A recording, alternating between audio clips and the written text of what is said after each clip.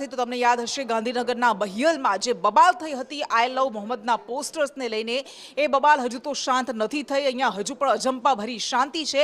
બીજી બાજુ અમદાવાદના જમાલપુરમાં આવા આઈ લવ મોહમ્મદ લખેલા પોસ્ટર્સ સામે આવ્યા, જેને લઈને ધારાસભ્ય ઇમરાન ખેડાવાલાએ કહ્યું છે કે આ તો તહેવાર સમયના પોસ્ટર લાગેલા છે, ઈદે મિલાદ સમયના પોસ્ટર લાગેલા છે, પરંતુ સુરક્ષાની અને શાંતિની જવાબદારી આપણે સૌ કોઈની છે।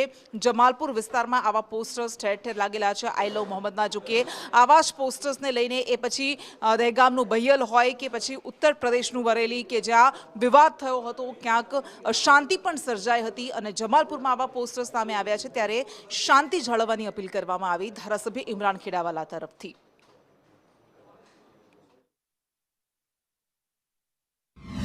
ઈદે મિલાદનો જે તહેવાર હતો, ઈદે મિલાદનો તહેવાર આખા ભારત દેશના અંદર ઉજવાય છે અને આખી દુનિયામાં ઈદે મિલાદ ઉજવાય છે। જ્યારે અમદાવાદ શહેરના અંદર પણ ઈદે મિલાદનો જુલુસ ત્યારે નીકળ્યો, ત્યારે આઈ લવ મોહમ્મદના બેનર એ સમયમાં લાગ્યા હતા। ઘણી જગ્યાએ બસ સ્ટોપ પર બી આજે પણ લાગેલા છે અને અત્યારે પણ ઘણી જગ્યાએ રોડ સાઈડ પર લાગેલા છે।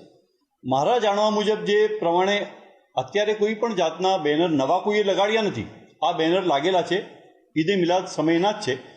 અને લોકોએ આઈ લવ મોહમ્મદના બેનર એટલા માટે લગાડે કે ભાઈ જે દુનિયામાં જે શાંતિનો સંદેશો આપ્યો છે, એ પૈગંબર સાહેબનો જન્મદિવસ હોય છે। એ પૈગંબર સાહેબના જન્મદિવસે દરેક લોકોએ પોતાના ઘર પાસે પણ, પોતાના મહોલ્લામાં અથવા તો કોઈ જગ્યાએ કોઈ મોટા કાર્યક્રમ થતા હોય ત્યાં આ પ્રકારના બેનરો લાગેલા હતા।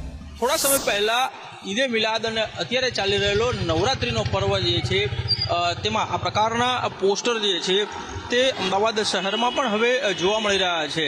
મહત્વનું છે કે ગાંધીનગરના બહિયલ ખાતે બે જૂથ વચ્ચે જે અથડામણ થઈ હતી ને તેમાં આ જ પ્રકારનું પોસ્ટર પહેલાં લાગ્યું હતું ને ત્યારબાદ અન્ય સમાજ દ્વારા અન્ય પોસ્ટર લગાડવામાં આવ્યું હતું ને જેને લઈને જે બે કોમ વચ્ચે અથડામણ થઈ હતી, ત્યારે અમદાવાદ શહેરના જમાલપુર વિસ્તારમાં પણ આ જ પ્રકારનું પોસ્ટર જે છે તે જોવા મળી રહ્યું છે।